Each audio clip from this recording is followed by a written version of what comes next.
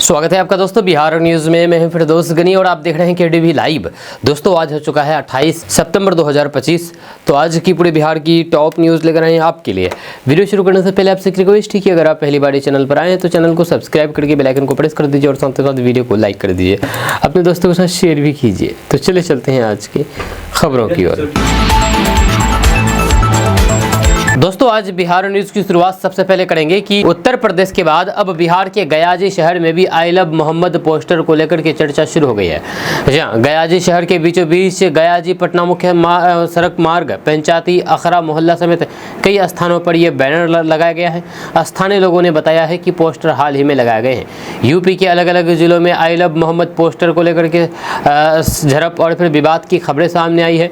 वहीं पर गयाजी शहर में इस तरह के पोस्टर को लेकर के लोग तरह तरह की बातें कर रहे हैं। गयाजी करबला के खादिम सैयद शब्बीर शाह आलम ने कहा है कि कानपुर में कुछ नौजवानों के खिलाफ आई लव मोहम्मद लिखने पर कार्रवाई की गई, जो पूरी तरह से गलत है। उन्होंने बताया है कि ये पोस्टर मोहम्मद पैगंबर की जयंती के अवसर पर लगाया गया था और इसका किसी के खिलाफ होना समझ से परे है। वहीं पर सैयद शब्बीर शाह आलम ने आगे कहा कि हमारे देश में अमन और शांति कायम है, जो यहाँ पर हर धर्म को अपनी धार्मिक आस्था और फिर उत्सव मनाने की आज़ादी है। मुसलमान मोहम्मद से मोहब्बत जताए तो इसमें कोई गलत नहीं है। इसी तरह हिंदू और अन्य धर्म भी अपने धार्मिक जश्न मनाते हैं। इसे सियासत का रंग देना और नौजवानों पर कार्रवाई करना पूरी तरीके से गलत है। जब पूरी दुनिया के लिए पैगंबर मोहम्मद रहमत बनकर के आए और उनके जीवन पर किताबें लिखी गई, इस पर राजनीति नहीं होनी चाहिए। हमारा मुल्क हमेशा से अमन और शांति का रहा है और हर धर्म के लोग आपस में मोहब्बत से रहते हैं। दोस्तों बिहार विधानसभा चुनाव को लेकर के सियासी सरगर्मी लगातार बढ़ती जा रही है। इस बीच कैमूर पहुंचे अभिमुक्तेश्वरानंद सरस्वती शंकराचार्य ने बड़ा ऐलान कर दिया है। शंकराचार्य ने चुनाव पर बात करते हुए कहा कि इस बार का मुद्दा गौ रक्षा के साथ देश रक्षा रहेगा। आपको बता दूं कि शंकराचार्य ने बताया है कि बिहार विधानसभा चुनाव में मेरी पार्टी निर्दलीय 243 सीटों पर चुनाव लड़ेगी। जब मेरा चुनाव मुद्दा यही है कि गौ रक्षा के नाम पर लोग वोट करें। देश में हत्या बढ़ती जा रही है, लोग इसे व्यवसाय बना लिए हैं। वहीं पर अभिमुक्तेश्वरानंद सरस्वती शंकराचार्य ने बताया है कि कांग्रेस ने भी संत साधुओं को आश्वासन दिया था कि गौ हत्या नहीं होगी, पर कुछ नहीं हुआ। वहीं पर भाजपा की सरकार ने जो भी गौ हत्या पर रोक लगाने का आश्वासन दिया, लेकिन रोक नहीं पाई। इसलिए किसी पार्टी पर भरोसा नहीं रहा। हम वैसे प्रत्याशी मैदान में उतारेंगे जो गौ हत्या रोक सके। वहीं पर शंकराचार्य ने ओबीसी को अपनी पार्टी में शामिल करने की बात करते हुए कहा कि असदुद्दीन ओवैसी ने भी कहा कि वे गौ हत्या नहीं करने देंगे तो फिर उनको भी अपनी पार्टी में शामिल कर लेंगे। हमें हिंदू मुस्लिम से कोई भेदभाव नहीं है। जो गौ हत्या रोकेगा हम उसके साथ हैं। देश को गौ हत्या मुक्त बनाना है। दोस्तों बिहार विधानसभा चुनाव की तारीखों का ऐलान होने से पहले ही बिहार का सियासी माहौल गर्मा गया। इसी कड़ी में केंद्रीय गृह मंत्री अमित शाह ने अररिया में जनसभा को संबोधित करते हुए बीजेपी के चुनावी अभियान की शुरुआत की है। उन्होंने मंच से ऐलान कर दिया है कि इस बार बिहार 4 दीपावली मनाएगा और जनता से अपील की है कि त्योहार पर हर खरीदारी स्वदेशी उत्पादों से ही की जाए। वहीं पर अमित शाह ने अपने भाषण में जय श्री राम के नारे लगवाए और विपक्ष पर तीखा हमला बोला। उन्होंने कहा कि लालू प्रसाद यादव के शासन में राम मंदिर निर्माण में जानबूझ करके देरी हुई की गई, जबकि मोदी सरकार ने अयोध्या में भव्य मंदिर का सपना साकार किया। जल्द ही वहां पर ध्वज भी फहराया जाएगा। अमित शाह ने याद दिलाया है कि 550 वर्ष तक रामलला तंबू में विराजमान रहे, लेकिन अब उन्हें उनका वास्तविक स्थान मिला है। वहीं पर उन्होंने 4 दीपावली की अवधारणा को विस्तार से समझाया है। पहली दीपावली श्री राम की अयोध्या लौटने की खुशी में, दूसरी प्रधानमंत्री मोदी द्वारा 75 लाख जीविका दीदियों के खाते में 10,000 रुपये भेजने पर, तीसरी जीएसटी में 395 से अधिक वस्तुओं में दाम घट जाने के कारण, और चौथी तब जब बिहार में एनडीए सरकार 160 से ज्यादा सीटों के साथ दोबारा सत्ता में लौटेगी। वहीं पर गृह मंत्री अमित शाह ने घुसपैठियों के मुद्दे को भी चुनावी केंद्र में लाते हुए कहा कि बीजेपी चुन चुन करके हर अवैध घुसपैठियों को देश से बाहर करेगी। उन्होंने राहुल गांधी और फिर लालू प्रसाद यादव पर निशाना साधते हुए आरोप लगाया है कि ये दोनों घुसपैठियों का बचाव करना चाहते हैं। अमित शाह ने चेतावनी दी है कि चाहे बिहार हो या फिर देश का कोई भी कोना, बीजेपी का संकल्प अडिग है। दोस्तों, सड़क ना बनने से नाराज ग्रामीणों ने आरजेडी विधायक को जम करके घेरा है। आपको बता दूं कि बिहार चुनाव को लेकर के हलचल तेज हो गई है। सभी राजनीतिक दल अपने अपने स्तर पर चुनावी तैयारी में जुटे हैं।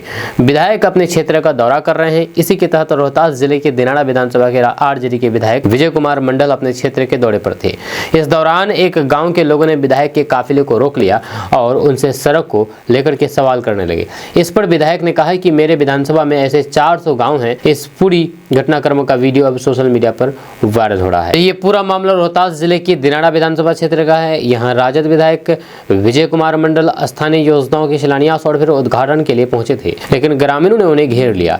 ग्रामीणों का आरोप था कि उनके गांव में सड़क अब तक नहीं बनी है, जिससे आवागमन में भारी परेशानियों का सामना करना पड़ रहा है। जब वहीं पर उन्होंने कहा कि इस समस्या को लेकर के कई बार विधायक से शिकायत की गई, लेकिन संतोषजनक समाधान नहीं मिला। दोस्तों, विधानसभा चुनाव से पहले लालू प्रसाद यादव के बड़े बेटे तेज प्रताप यादव ने अपनी पार्टी के नाम का ऐलान कर दिया है। तेज प्रताप यादव ने अपनी नई पार्टी जनशक्ति जनता दल का पोस्टर जारी किया। इसमें तेज प्रताप के पिता और राजद प्रमुख लालू प्रसाद यादव और माता राबड़ी देवी की तस्वीर नहीं थी। इस पर जवाब देते हुए तेज प्रताप यादव ने कहा है कि मेरे माता पिता एक अलग राजनीतिक दल से हैं। मैं अपनी पार्टी से पोस्टरों पर उनकी तस्वीर कैसे लगा सकता हूँ? वे राजद में है। ये मेरी पार्टी के संविधान के अनुरूप नहीं है। उन्होंने कहा कि जो पार्टी का नेता होगा उनका फोटो लगेगा। उन्होंने कहा है कि तेजस्वी यादव की डाक बंगला पर होर्डिंग भी लगी है, जो उनमें माता पिता की तस्वीर नहीं है, जबकि वे पार्टी के राष्ट्रीय अध्यक्ष हैं। मैं अपने माता पिता का सम्मान करता हूं और फिर वो मेरे दिल में है। आज होर्डिंग पर तस्वीर लग सकती है और तेजस्वी यादव की होर्डिंग से भी माता पिता की तस्वीर गायब है। जाकर के जयचंद से पूछो। दोस्तों, बिहार का आगामी चुनाव न सिर्फ दलों की सियासी लड़ाई बल्कि विचारधारा के टकराव का भी गवाह बनने वाला है, खास करके महिलाओं के सशक्तिकरण और फिर कल्याण को लेकर के। ऐसे में इसे बिहार में महिला मतों की महाभारत कहा जाए तो फिर गलत नहीं होगा। इसे इत्तेफाक कहें या फिर सियासी जरूरत। जिस दिन प्रधानमंत्री मोदी ने दिल्ली से वीडियो कॉन्फ्रेंसिंग के जरिए बिहार में मुख्यमंत्री महिला रोजगार योजना की शुरुआत की, उसी दिन कांग्रेस नेता प्रियंका गांधी पटना के सदाकत आश्रम और मोतिहारी पहुंची। नवरात्र में 26 सितंबर को अचानक से बिहार में महिलाओं के लिए घोषणाओं और फिर वादों की बरसात हुई। इसमें एक तरफ प्रियंका गांधी वाड्रा तो दूसरी तरफ पीएम मोदी सीएम नीतीश कुमार की जोड़ी रही।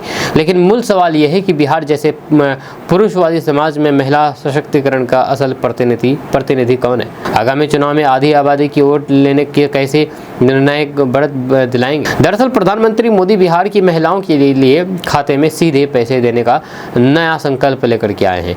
मुख्यमंत्री महिला रोजगार योजना, जो कि नीतीश कुमार के विचारों की उपज है, कई मायनों में अनोखी है। इसमें पैसा देने का वादा नहीं था, बल्कि 75 लाख महिलाओं के खाते में तुरंत 10-10 हज़ार रुपये ट्रांसफर किए गए थे। जो वहीं पर बिहार जैसे आर्थिक रूप से कमज़ोर बिहार की महिलाओं के लिए ये एक बड़ी बात है। कई जानकार इसे गेम चेंजर मान रहे हैं। इसकी तुलना मध्य प्रदेश की लाडली बहना योजना और फिर महाराष्ट्र की माझी लड़की बहन योजना से हो रही है। वहीं पर पीएम मोदी ने इस दौरान अपने खास अंदाज में कहा कि मैं और फिर नीतीश कुमार बिहार की महिलाओं के दो भाई हैं। महिलाओं की सेवा, समृद्धि और गरिमा के लिए हम दोनों मिलकर के काम कर रहे हैं। प्रधानमंत्री ने मुख्यमंत्री महिला रोजगार योजना के आत्मनिर्भरता की दिशा में बड़ा कदम बताया है और उनकी उम्मीदों की पूर्ति का प्रभावशाली साधन करार दिया है। इसका इस्तेमाल छोटी दुकानों, स्वरोजगार और फिर कृषि, पशुपालन, हस्तशिल्प, सिलाई, बुनाई जैसे कामों में करने को कहा। साथ ही साथ ये भी कहा कि अगर इस रकम का सही उपयोग हुआ तो फिर आगे 2 लाख रुपए तक की सहायता और दी जा सकती है। जब पीएम मोदी ने ये भी कहा कि इसी महीने उन्होंने जीविका निधि सहकारी संघ की शुरुआत की थी। ये दोनों योजनाएं महिलाओं को सशक्त बनाने के लिए है। दोस्तों, सीमांचल के मुस्लिम बहुल इलाकों में इस बार असदुद्दीन ओवैसी महागठबंधन के लिए बड़ी चुनौती बन सकते हैं। यह कटिहार के बलरामपुर की सभा ने संकेत दिया है। सभा स्थल पर उमड़ी भारी भीड़ और सबको देखा बार बार ओवैसी को देखेंगे, इस बार के माहौल ने चर्चा गरमा दी है। यहाँ बड़ी संख्या में अल्पसंख्यक समाज के लोग न सिर्फ सुनने और फिर देखने को आए थे, बल्कि इनके अंदर एक नई उत्साह और फिर ऊर्जा नजर आ रही थी। जी हाँ, कटिहार के बलरामपुर में। ये हम यूं ही नहीं कह रहे हैं, बल्कि ओवैसी की सभा में जहांगीर आलम ने कहा कि इस बार वोट इनको ही डालेंगे। वहीं पर मोहम्मद रेजाबुल ने कहा कि पहले कांग्रेस फिर लालू नीतीश को देखा। जब सब अपनी जाति के नेता को वोट करते हैं तो फिर अपनी बिरादरी का साथ देने में परहेज क्यों? यही जज्बा वहां पर मौजूद मोहम्मद मोहम्मद रजीबुल और फिर रियाजुद्दीन समेत बड़ी संख्या में लोगों के बीच देखने को मिले। वहीं पर मुस्लिम समाज का ये भाव महागठबंधन के लिए किसी खतरे से कम नहीं है। जहां कटिहार के बलरामपुर विधानसभा में फिलहाल महागठबंधन के घटक दल भाकपा माले का कब्जा है। साल 2015 के चुनाव में असदुद्दीन ओवैसी के उम्मीदवार को महज 7,000 वोट मिले थे। वहीं पर 2020 में यहां पर कोई भी उम्मीदवार नहीं उतारा गया था, लेकिन बराड़ी और फिर मनिहारी में उम्मीदवार उतार करके भाग आजमाया था। इसमें बराड़ी में राकेश यादव को 6598 तथा मनिहारी में गुरिता मुर्मू को 2475 वोट मिले थे। वहीं पर वोट का यह आंकड़ा दर्शाता है कि कटिहार की धरती ने AIMIM के प्रमुख असदुद्दीन ओवैसी को भाव नहीं दिया था, लेकिन इस बार ओवैसी की कोशिश रंग लाती दिख रही है। कटिहार के 7 नामों में से 4 पर एनडीए और फिर 3 पर महागठबंधन का कब्जा है। वहीं पर खास बात यह है कि एनडीए के कब्जे वाले सीटों तथा कटिहार, बराड़ी और फिर प्राणपुर में पिछली बार जीत का अंतर 10% से भी कम रहा। महागठबंधन इन्हीं सीटों पर सेंध लगाने की रणनीति बना रहा था, लेकिन अब असदुद्दीन ओवैसी का प्रवेश समीकरण बिगाड़ सकता है। वह तब जब ओवैसी उनकी पार्टी को गठबंधन में महागठबंधन में शामिल नहीं करने का ठिकरा लालू और फिर तेजस्वी के माथे पर फोड़ रहे हैं। दोस्तों, बिहार के विधानसभा चुनाव के लिए तेज होते प्रचार के बीच जनसुराज के संस्थापक प्रशांत किशोर पर राजनीतिक विश्लेषकों की नजर टिकी हुई। चुनावी रणनीतिकार से नेता बने प्रशांत किशोर की पार्टी बिहार की सभी 243 विधानसभा सीटों पर चुनाव लड़ने का ऐलान कर चुकी है। बिहार को चुनाव को लेकर के एक इंटरव्यू में प्रशांत किशोर ने कई सारे खुल करके बातें की है। प्रशांत किशोर ने कहा है कि बिहार के 60% से ज्यादा लोग बदलाव चाहते हैं, चाहे वे किसी भी जाति, धर्म, वर्ग या फिर किसी भी राजनीतिक दल से जुड़े हों। वहीं पर बीजेपी के द्वारा घुसपैठियों का मुद्दा उठाया जाने को लेकर के पूछे गए सवाल के बारे में प्रशांत किशोर ने कहा है कि पिछले 11 सालों से ये कहा जा रहा है कि प्रधानमंत्री नरेंद्र मोदी सशक्त प्रधानमंत्री हैं, अमित शाह मजबूत गृह मंत्री हैं और देश की सीमाएं सुरक्षित हैं। प्रशांत किशोर ने सवाल उठाया है कि अगर देश की सीमाएं इतनी ही सुरक्षित है तो फिर घुसपैठिए किशनगंज में आकर के कैसे रहने लगे। प्रशांत किशोर ने कहा है कि अगर बीजेपी ये मानती है कि बिहार में घुसपैठिए हैं तो फिर ये केंद्र सरकार के गवर्नेंस पर बड़ा सवाल है। वहीं पर देश भर में कई राजनीतिक दलों के लिए चुनावी रणनीति बना चुके प्रशांत किशोर ने कहा कि ये कहते हैं कि कांग्रेस के रहते हुए घुसपैठिए आते हैं, हम लोग सरकार में आएंगे तो फिर घुसपैठिए आना बंद हो जाएंगे। फिर तुम तो 15 साल से दिल्ली में हो और बिहार में भी हो, फिर घुसपैठिए आया कैसे, और अगर आ गया तो यहाँ पर भी तुम्हारी सरकार है, ये वो यहाँ पर कैसे रह रहा है। प्रशांत किशोर ने पिछले कुछ सालों में बिहार के लगभग सभी जिलों में यात्रा की है। उन्होंने समाज के सभी वर्गों के बीच जाकर के बिहार में बेरोजगारी, भ्रष्टाचार, परिवारवाद जैसे मुद्दों को जोर शोर से उठाया है। दोस्तों, दशहरा तक बिहार में बादल बरसने की संभावना जताई गई है। दरअसल बात है कि बिहार में मौसम का मिजाज लगातार बदल रहा है। आमतौर पर सितंबर महीने के अंत तक दक्षिण पश्चिम मानसून ने पूरे देश के पीछे हटने लगता है, लेकिन बिहार में मानसून अभी भी सक्रिय है। मौसम विशेषज्ञों का कहना है कि इस बार दशहरा तक यानी कि 2 अक्टूबर के बाद ही बिहार से मानसून की वापसी संभव है। मौसम विज्ञान केंद्र के अनुसार बिहार की हवा में नमी अधिक होने के कारण मानसून सक्रिय है। ये नमी दशहरा के बाद कम होने की संभावना है, जिसके बाद बिहार में मानसून का पूरी तरीके से खात्मा हो जाएगा, प्रभाव कम हो जाएगा। वहीं पर मौसम पूर्वानुमान के अनुसार बिहार के आज 20 जिलों में वर्षा होने की संभावना जताई गई है। इनमें पश्चिम और फिर उत्तर बिहार के जिले शामिल है। विशेष रूप से पश्चिमी चंपारण, पूर्वी चंपारण, गोपालगंज, सिवान, सारण, बक्सर, कैमूर, रोहतास, भोजपुर, अरवल, औरंगाबाद, गया, पूर्णिया, कटिहार, किशनगंज, सुपौल, अररिया, मधेपुरा और सहरसा में बारिश की उम्मीद है। इसके अलावा पटना और फिर जहानाबाद में भी कुछ ही समय के लिए बादल छा सकते हैं। वहीं पर कल दिन में तापमान में बढ़ोतरी और उमस भरी गर्मी रही, लेकिन शाम के समय कई जिलों में झमाझम बारिश हुई। राजधानी पटना, गया, नवादा, शेखपुरा, लखीसराय, जमुई, मुंगेर, वैशाली, औरंगाबाद, अरवल, जहानाबाद, नालंदा, खगड़िया, सिवान, सारण और फिर भोजपुर में अधिक वर्षा होने के कारण रेड अलर्ट भी जारी किया गया है। बारिश के बाद तापमान में गिरावट आई है और फिर उमस कुछ हद तक कम हुई है। दोस्तों, लालू प्रसाद यादव की बेटी रोहिणी आचार्य एक बार फिर से सोशल मीडिया पर अपने मुखर और आक्रामक तेवरों को लेकर के चर्चा में है। इस बार उनका सीधा निशाना मुख्यमंत्री नीतीश कुमार है। मुख्यमंत्री नीतीश कुमार द्वारा एक सार्वजनिक कार्यक्रम में लालू प्रसाद यादव के लिए ससुरा शब्द का प्रयोग किए जाने पर रोहिणी आचार्य ने तीखी प्रतिक्रिया दी है और सीएम के लिए दिमागी तौर पर विक्षिप्त और बदजुबानी तोंद वाले अंकल जैसे बेहद आपत्तिजनक शब्दों का इस्तेमाल किया है। ये मामला ऐसे समय में गरमाया है जब हाल ही में रोहिणी आचार्य और तेजस्वी यादव के करीबी संजय यादव के बीच के विवादों को तेजस्वी यादव की दखलंदाजी के बाद शांत किया गया था। तेजस्वी द्वारा अपनी बहन की प्रशंसा किए जाने के बाद ये प्रकरण थमा था। बिहार की सियासत में एक बार फिर से गर्माहट ला सकता है। दरअसल बात यह है कि मुख्यमंत्री नीतीश कुमार एक कार्यकर्ता संवाद को संबोधित कर रहे थे। थे। अपने संबोधन के दौरान उन्होंने आरजेडी प्रमुख लालू प्रसाद यादव और राबड़ी देवी पर तंज कसा था। मुख्यमंत्री नीतीश कुमार ने कहा कि ससुरा जब खुद हट गया तो अपनी पत्नी को बना दिया, यानी कि राबड़ी देवी को बना दिया। पहले के समय में इतना लोग काम करता था क्या? मुख्यमंत्री के इस बयान को सोशल मीडिया पर वायरल होने में देर नहीं लगी, जिसके बाद आरजेडी खेमे में आक्रोश फैल गया। मुख्यमंत्री नीतीश कुमार के इस अमर्यादित शब्द पर रोहिणी आचार्य ने पलटवार करते हुए सोशल मीडिया प्लेटफॉर्म पर एक लंबी पोस्ट लिखी। उन्होंने सीएम नीतीश कुमार को निशाने पर लेते हुए लिखा कि दिमागी तौर पर पूरी तरीके से विक्षिप्त हो चुके व्यक्ति की जुबान गंदी होनी स्वाभाविक सी बात है।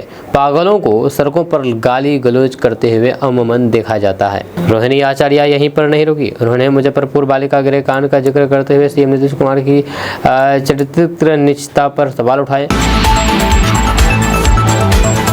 दोस्तों, बिहार में चुनावी सरगर्मी के बीच तेजस्वी यादव ने बेगूसराय जिले के मटियानी विधानसभा क्षेत्र के बागडोब गांव में एक विशाल जनसभा को संबोधित किया। ये रैली जेडीयू के 4 बार विधायक रहे नरेंद्र कुमार सिंह उर्फ बोगो सिंह की आरजेडी में शामिल होने के उपलक्ष्य में आयोजित की गई थी। तेजस्वी यादव के साथ रैली में पार्टी के प्रदेश अध्यक्ष मंगनी लाल मंडल भी मौजूद थे। पूर्व विधायक बोगो सिंह ने तेजस्वी यादव का गर्मजोशी से स्वागत किया और उन्हें सोने का मुकुट भेंट किया, जो कि इलाके में चर्चा का विषय बन गया। वहीं पर रैली को संबोधित करते हुए तेजस्वी यादव ने मुख्यमंत्री नीतीश कुमार और उनकी सरकार की तीखी आलोचना की। उन्होंने नीतीश सरकार को नकलची सरकार करार दिया है और कहा है कि ये सरकार अब अपनी राह पर है। उन्होंने कहा है कि नीतीश 20-25 साल बहुत हो गए, अब युवाओं को पलायन नहीं बल्कि रोजगार चाहिए। तेजस्वी यादव ने अपनी सरकार बनने पर युवाओं को रोजगार देने का साहसिक वादा किया। उन्होंने मटिहानी से ऐलान किया है कि अगर तेजस्वी की सरकार बनी तो डिग्रीधारी हर युवक युवती को रोजगार मिलेगा। उन्होंने हाल ही में महिलाओं को दी गई 10,000 रुपए की सरकारी सहायता पर भी हमला बोला है। तेजस्वी यादव ने कहा है कि सरकार द्वारा ऋण के रूप में दिए गए 10,000 रुपए बाद में वसूल लिए जाएंगे, जबकि उनकी सरकार द्वारा दी गई राशि कभी भी नहीं वसूली जाएगी। तेजस्वी यादव ने बोगो सिंह के आरजेडी में शामिल होने का स्वागत किया और कहा कि 4 बार के जदयू विधायक अब आरजेडी के लिए काम करेंगे और पार्टी को मजबूत करेंगे। इस बात का भी प्रबल संभावना है कि बोगो सिंह राजद के टिकट पर मटिहानी सीट से चुनाव लड़ेंगे। दोस्तों, बिहार विधानसभा चुनाव से पहले बिहार की राजनीति में एक बार फिर से बड़ा विवाद छिड़ गया है। जनसुराज के नेता प्रशांत किशोर द्वारा जेडीयू के मंत्री अशोक चौधरी पर 200 करोड़ रुपए की अवैध संपत्ति अर्जित करने का आरोप लगाने के बाद राजनीतिक माहौल गर्मा गया है। जी हाँ, मुख्यमंत्री नीतीश कुमार पर अब अपने करीबी मंत्री से जवाब मांगने का दबाव बढ़ रहा है। सबसे पहले जेडीयू के विधान पार्षद और प्रवक्ता नीरज कुमार ने अपनी ही पार्टी के वरिष्ठ मंत्री अशोक चौधरी से इन गंभीर आरोपों पर खुल करके जवाब मांगा। इसके बाद जेडीयू के सहयोगी उपेंद्र कुशवाहा ने भी नीतीश कुमार पर दबाव बढ़ा दिया। उपेंद्र कुशवाहा ने कहा है कि वे जेडीयू प्रवक्ता के बयान का समर्थन करते हैं। भ्रष्टाचार पर मुख्यमंत्री जी जीरो टॉलरेंस नीति का हवाला देते हुए उन्होंने कहा कि मुख्यमंत्री को पार्टी की राय और सुझाव पर ध्यान देना चाहिए। वहीं पर कुछ दिन पहले पटना में प्रेस कॉन्फ्रेंस में प्रशांत किशोर ने दावा किया था कि मंत्री अशोक चौधरी ने पिछले 2 सालों में लगभग 200 करोड़ रुपए की बेनामी संपत्ति अर्जित की है। उनके अनुसार ये संपत्तियां अशोक चौधरी की बेटी संभावी चौधरी की सगाई और फिर शादी के बीच खरीदी गई थी। ये जमीनें मानव वैभव विकास ट्रस्ट के नाम पर खरीदी गई थी, जो समस्तीपुर से लोजपा सांसद संभावी चौधरी के दिवंगत ससुर आचार्य कुणाल किशोर के स्वामित्व वाला ट्रस्ट है। वर्तमान में इसकी ट्रस्टी इनकी सास अनिता कुणाल है। वहीं पर प्रशांत किशोर के आरोपों पर प्रतिक्रिया देते हुए जदयू प्रवक्ता नीरज कुमार ने कहा है कि अशोक चौधरी को इस पूरे मामले में स्थिति स्पष्ट करनी चाहिए। उन्होंने इसे पार्टी के लिए अग्नि परीक्षा बताया है।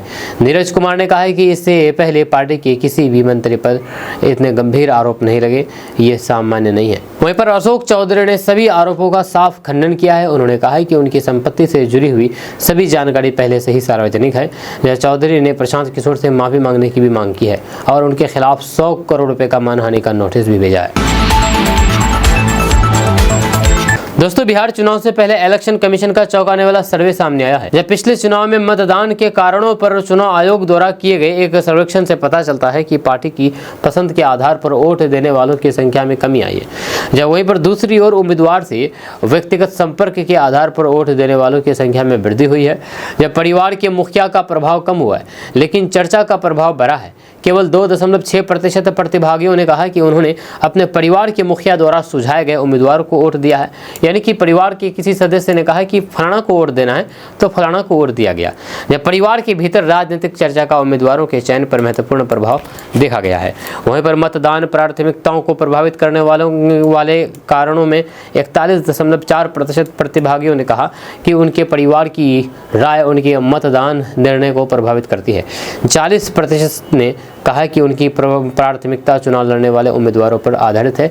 केवल 4.2% ने जाति और फिर 1.1% ने धर्म को अपने मतदान के विकल्प को प्रभावित करने वाला कारक बताया है। वहीं पर पिछले चुनाव में मतदान का मुख्य कारण किसी राजनीतिक दल से जुड़ा होता था। वहीं पर आयोग के KP एंड लाइन सर्वेक्षण के अनुसार पिछले चुनाव में मतदान न करने वालों द्वारा बताया गया सबसे प्रमुख कारण मतदाता पहचान पत्र का न होना था। 26% प्रतिभागियों ने कहा कि वे मतदान केंद्र पर इसलिए नहीं गए क्योंकि उनके पास मतदाता पहचान पत्र नहीं था। दोस्तों, लालू प्रसाद यादव की बेटी रोहिणी आचार्य के हालिया एक्स पोस्ट और अपने ऊपर लग रहे आरोपों पर आरजेडी नेता संजय यादव ने प्रतिक्रिया दी है। उन्होंने कहा कि रोहिणी ने जिस संदर्भ में पोस्ट लिखा था उसको वो समझ सकते हैं। संजय ने आगे लिखा है कि रोहिणी ने समाज और फिर देश के लिए जो बलिदान दिया है उसे बीजेपी के नेता कभी नहीं समझ सकते। दरअसल ये पूरा मामला शुरू हुआ रोहिणी आचार्य की एक पोस्ट से। कुछ दिन पहले रोहिणी आचार्य ने यानी कि 18 सितंबर की सुबह एक पोस्ट को शेयर किया। ये पोस्ट पटना के आलोक कुमार ने लिखा था। इसमें तेजस्वी के करीबी संजय यादव के खिलाफ टिप्पणी की गई थी। इस पोस्ट में एक तस्वीर थी जो शेयर की गई थी। तस्वीर तेजस्वी यादव की बिहार अधिकारी यात्रा के दौरान थी। इस तस्वीर में रथ यानी कि बस में उस सीट पर संजय यादव बैठे दिख रहे थे जो तेजस्वी यादव की है। इस सीट पर बैठने के लिए संजय की आलोचना की गई थी। इसमें इशारों में दावा किया गया था कि संजय यादव पार्टी में तेजस्वी यादव की जगह लेना चाहते हैं। रोहिणी आचार्य ने फेसबुक पर इस पोस्ट को शेयर किया था, इसलिए माना जाने लगा कि इस पोस्ट से वे भी सहमत हैं। इंडियन एक्सप्रेस की रिपोर्ट्स के मुताबिक रोहिणी द्वारा इस पोस्ट को शेयर किए जाने के बाद से लालू परिवार में अनबन की खबरें आने लगी। इसके बाद उस सोशल मीडिया पर रोहिणी आचार्य को निशाने पर बनाया गया और विवाद बढ़ता चला गया। दोस्तों, जेडीयू के मुख्य प्रवक्ता नीरज कुमार ने तेजस्वी यादव पर जोरदार हमला बोला है। उन्होंने कहा कि नीतीश कुमार और नरेंद्र मोदी ने मिलकर के ऐसा मास्टर स्ट्रोक खेल दिया है कि आरजेडी समेत पूरा विपक्ष में खलबली मच गई है। तेजस्वी यादव हार की घबराहट में बोल रहे हैं कि जेडीयू खत्म हो जाएगा। उन्हें याद होना चाहिए कि जेडीयू के उनसे ज्यादा सांसद और फिर केंद्र सरकार को हमारा समर्थन भी है। दरअसल पीएम मोदी ने नीतीश कुमार के सहयोग से जैसे ही रिमोट का बटन दबाया कि बिहार के 75 लाख महिलाओं के बैंक खाते में 10-10 हजार रुपए की राशि चली गई। चुनाव से ठीक पहले आधी आबादी को सरकार के उपहार पर सियासत गरमा गई। वहीं पर तेजस्वी यादव और कांग्रेस सांसद प्रियंका गांधी ने तंज कस दिया कि चुनाव के पहले दे दिया है, चुनाव के बाद मोदी जी वसूल लेंगे। इस पर बीजेपी और जेडीयू के तेवर तल्ख हो गए। जेडीयू के मुख्य प्रवक्ता नीरज कुमार ने तेजस्वी यादव को लपेट लिया। कहा कि तेजस्वी यादव ने दावा किया है कि जेडीयू तीसरे नंबर की पार्टी है, आज उनसे ज्यादा हमारे सांसद है, केंद्र सरकार को हमारा समर्थन हासिल है। नरेंद्र मोदी और नीतीश कुमार दो भाई के रूप में हैं, इससे बेचैनी बढ़ गई है। ये किस ज्योतिषी ने बताया है कि जेडीयू का अस्तित्व समाप्त हो जाएगा। उनका मोबाइल नंबर, पता और ईमेल सार्वजनिक करिए या फिर उसके साइलेंट पार्टनर बन जाइए कि चुनावी मौसम में कुछ आर्थिक लाभ भी मिलेगा। नीतीश कुमार ऐसा मास्टर स्ट्रोक मानते हैं। जब पॉलिटिकल इंजेक्शन पड़ा तो फिर आपने किया आह और फिर जनता बोली आह। वहीं बिहार बीजेपी के प्रदेश अध्यक्ष डॉक्टर दिलीप कुमार जायसवाल ने कहा है कि विपक्ष हताशा में आ गए हैं। महागठबंधन के नेताओं को लग गया है कि 2025 के चुनाव में हार निश्चित है, तो फिर कुछ भी बोल रहे हैं। अभी तो 10,000 ही गया है, 2-2 लाख भी जाएगा। उसके बाद विपक्ष के साथियों को पता चलेगा कि वे कितना पीछे छूट गए हैं। दोस्तों, जीतन राम मांझी समाज के सबसे बड़े धोखेबाज है, समाज के दुश्मन है। ये कहना मेरा नहीं बल्कि ये कहना है तेजस्वी यादव का। दरअसल तेजस्वी यादव ने केंद्रीय मंत्री जीतन राम मांझी पर बड़ा आरोप लगाया है। उन्होंने जीतन राम मांझी को धोखेबाज करार देते हुए उन्हें समाज का दुश्मन कहा है। तेजस्वी यादव ने एक कार्यक्रम को संबोधित करते हुए जीतन राम मांझी पर हमला बोला। उन्होंने कहा कि जीतन राम मांझी ने दावा किया था कि उनका मंदिर जाने पर धुलवाया गया। उन्होंने किसी दौर में कहा था कि लालू यादव को जानबूझ करके जेल में डाला गया, लेकिन अब जब कुर्सी मिल गई तब व्यक्तिगत महत्वाकांक्षा में ये समाज के दुश्मन बन गए। तेजस्वी यादव ने कहा है कि अब मांझी ना तो आरक्षण पर बोलते हैं और ना ही शराबबंदी पर कुछ भी बोलते हैं, वह व्यक्तिगत स्वार्थ में ऐसा कर रहे हैं। उन्होंने आरोप लगाया है कि समाज को धोखा देने का काम मांझी जैसे लोग कर रहे हैं। जब वे सत्ता के सुख के लिए एनडीए के साथ हो लिए हैं, वहीं पर पहले जिन मुद्दों पर भाजपा और फिर नीतीश सरकार का विरोध कर रहे थे, लालू यादव का समर्थन करते थे, आज उससे उलट कर रहे हैं, क्योंकि उन्हें कुर्सी मिल गई है। तेजस्वी यादव ने कहा है कि जब बिहार में उनकी सरकार बनेगी तब जाति जनगणना के आधार पर सबके लिए बराबर हक मिलेगा। उन्होंने कहा है कि भले ही उनकी उम्र कच्ची है लेकिन जुबान पक्की है, इसलिए वे अपना किया हर एक वादा पूरा करेंगे। दोस्तों, गिरिराज सिंह ने कहा कि आई लव मोहम्मद के पीछे राहुल और तेजस्वी है जो कि देश में गृह युद्ध कराना चाहते हैं। दरअसल अररिया में आई लव मोहम्मद विवाद पर बिहार की सियासत गर्मा गई है। वहीं पर केंद्रीय मंत्री बेगूसराय सांसद गिरिराज सिंह ने कांग्रेस सांसद राहुल गांधी और बिहार विधानसभा में नेता प्रतिपक्ष तेजस्वी यादव पर बड़ा हमला बोला है। उन्होंने कहा है कि कांग्रेस देश के अंदर गृह युद्ध करवाना चाहते हैं। आरजेडी के लोगों ने भी यही विषय वो उठाया था जिस समय नेपाल और फिर बांग्लादेश में घटना घटी थी। इसका दुष्परिणाम हुआ है। राहुल गांधी ने इतना भड़काया था कि लेह के अंदर हिंसा भड़क गई, उसी का ये भी नतीजा है। गिरिराज सिंह ने आरोप लगाते हुए कहा है कि राहुल गांधी और तेजस्वी यादव आई लव मोहम्मद के पीछे खड़े हैं। यही नहीं, गिरिराज सिंह ने असदुद्दीन ओवैसी को भी लपेटे में लिया है। उन्होंने कहा है कि ओवैसी और फिर मुफ्ती महबूबा जैसे लोगों को भारत और फिर बिहार का विकास नहीं दिख रहा है। ये लोग सत्ता के लिए भारत में लोगों को लड़वाने में लगे हुए हैं। इसमें पहला नाम असदुद्दीन ओवैसी का है। दोस्तों, बिहार में तेज प्रताप यादव के नए कदम ने सियासी हलचल बढ़ा दी है। राजनीतिक दलों के बीच उथल पुथल जारी है। जब बिहार की राजनीति में एक नया मोड़ तब आया जब आरजेडी प्रमुख लालू प्रसाद यादव के बड़े बेटे तेज प्रताप यादव ने अपनी नई पार्टी का ऐलान कर दिया। उन्होंने सोशल मीडिया प्लेटफॉर्म एक्स के जरिए इस बात की जानकारी दी। तेज प्रताप यादव ने अपनी नई पार्टी का नाम जनशक्ति जनता दल रखा। उन्होंने लिखा है कि पार्टी बिहार के संपूर्ण विकास के लिए समर्पित है और फिर वे नई व्यवस्था की स्थापना करना चाहते हैं। तेज प्रताप यादव का कहना है कि वे राज्य में बदलाव लाने के लिए एक लंबी लड़ाई लड़ने को तैयार है। वहीं पर इस नई पार्टी के लॉन्च के समय जो पोस्टर जारी किया गया उसमें एक बात ने लोगों का ध्यान खींचा। लालू प्रसाद यादव और राबड़ी देवी की तस्वीरें पोस्टर में शामिल नहीं थी। ये बात इस ओर इशारा करती है कि तेज प्रताप यादव और फिर उनके परिवार के बीच रिश्ते फिलहाल सामान्य नहीं है। वहीं पर बीते कुछ महीनों में तेज प्रताप यादव का अपने परिवार के रिश्ता तनावपूर्ण हो गया था, जहां कुछ तस्वीरें के वायरल होने के बाद तेज प्रताप यादव को पार्टी से बाहर का रास्ता दिखा दिया गया था, यानी कि बाहर कर दिया था रास्ते से। वहीं पर इसके बाद से ही ये चर्चा तेज हो गई थी कि वे खुद की नई पार्टी बना सकते हैं। तेज प्रताप कई मौके पर अपने विरोधियों को जयचंद कहकर के निशाना भी बना चुके हैं। उन्होंने राजद की पारंपरिक हरी टोपी छोड़ करके पीली टोपी पहननी शुरू कर दिया था। ये भी एक इशारा था कि वे कुछ अलग करने की तैयारी में हैं। दोस्तों, बिहार के मुख्यमंत्री नीतीश कुमार कल कटिहार पहुंचे थे। यहां पर खुल करके मोदी सरकार की तारीफों के पुल बांधे।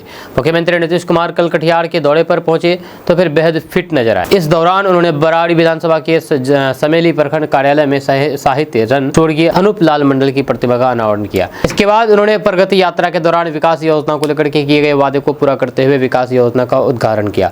जब बराड़ी विधानसभा के धर्मपुर गांधी उच्च विद्यालय नरहैया के मैदान से मुख्यमंत्री नीतीश कुमार ने लोगों को संबोधित करते हुए पिछले 20 सालों के लिए के विकास कार्यों को गिनाते हुए काफी खुश नजर आए। नीतीश कुमार ने जनसभा में कई बार बिहार के विकास के लिए केंद्र की मोदी सरकार के सहयोग के लिए आभार जताया है। मुख्यमंत्री नीतीश कुमार ने पहले की सरकार के साथ वर्तमान सरकार की तुलना करते हुए कहा कि इस सरकार ने पिछले 20 सालों से काम करते हुए बिहार को विकसित राज्य के द्वार तक पहुंचा दिया है। अब आने वाले 5 सालों में लोगों के सहयोग से शिक्षा, स्वास्थ्य, रोजगार और इंफ्रास्ट्रक्चर को लेकर के और बेहतर काम किया जाएगा। अल्पसंख्यक बहुल सीमांचल के इस इलाके में मुख्यमंत्री नीतीश कुमार ने अल्पसंख्यकों के लिए किए गए कामों को भी गिनाते हुए सभी जाति धर्म के लोगों को मिलकर के बिहार के विकास के लिए अपील की है। एआईएमआईएम प्रमुख असदुद्दीन ओवैसी ने कहा कि उनकी पार्टी ने बिहार विधानसभा चुनाव के लिए आरजेडी के साथ गठबंधन की इच्छा जताई थी, लेकिन वहां से सकारात्मक जवाब नहीं मिला। गठबंधन की हमारी इच्छा कमजोरी का संकेत नहीं थी। हैदराबाद के सांसद असदुद्दीन ओवैसी इन दिनों पूर्वी बिहार के सीमांचल का दौरा कर रहे हैं, जहाँ पर मुस्लिम आबादी का बड़ा हिस्सा है। पत्रकारों से बातचीत में उन्होंने कहा कि गठबंधन की सरकार हमारी इच्छा कमजोरी का संकेत नहीं थी। हम चुनाव जीतने के लिए लड़ेंगे, लेकिन राजनीति में एक तरफा मोहब्बत नहीं चलती। या ऐसी बातें सिर्फ फिल्मों में अच्छी लगती है, जहां पर कॉलेज जाने वाले लड़का लड़की की किरदार निभाए जाते हैं। वहीं पर बीजेपी शासित उत्तर प्रदेश में आई लव मोहम्मद लिखे पोस्टरों पर विवाद को लेकर के पूछे गए सवाल पर असदुद्दीन ओवैसी ने कहा कि पैगंबर के प्रति मुसलमानों की मोहब्बत जताने में कोई भी आपत्तिजनक बात नहीं है। मुझे समझ नहीं आता भाजपा आरएसएस को समस्या क्या है। भाजपा आरएसएस देश को बदनाम कर रहे हैं। असदुद्दीन ओवैसी ने कहा कि अगर उन्हें आई लव मोहम्मद नारा देश विरोधी विरोधी लगता है तो फिर इसका मतलब है कि वे मोहब्बत के ही खिलाफ हैं। हालांकि फिल्मों में प्यार के किस्से देखना उन्हें अच्छा लगता है। असदुद्दीन ओवैसी ने कहा कि भारत की खूबसूरती इसकी विविधता में है, जहां अलग अलग धर्मों को पनपने का अवसर मिला है। वहीं पर संविधान ने हर नागरिक को धर्म की स्वतंत्रता दी है, आज़ादी दी है। उन्होंने दावा किया है कि भारत में मुसलमान भले ही बहुसंख्यक न हो, लेकिन पूरे उपमहाद्वीप के किसी भी देश की तुलना में उनकी संख्या यहाँ सबसे अधिक है। भारत आरएसएस देश को बदनाम कर रहे हैं।